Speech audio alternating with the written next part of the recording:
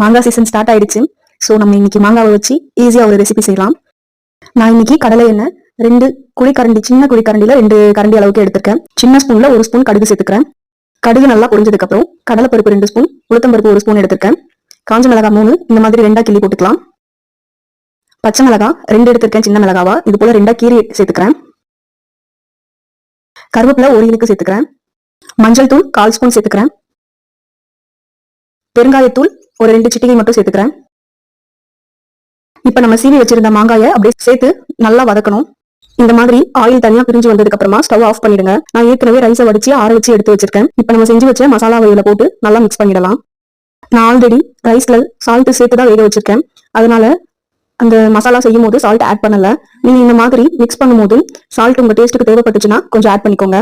மாங்காய் சாதம் குட்டீஸ்க்கு ரொம்ப பிடிக்கும். ஸோ கண்டிப்பா இந்த மாதிரி செஞ்சு கொடுங்க. ஓகே ஃப்ரெண்ட்ஸ், நெக்ஸ்ட் வீடியோல பார்க்கலாம். பாய்.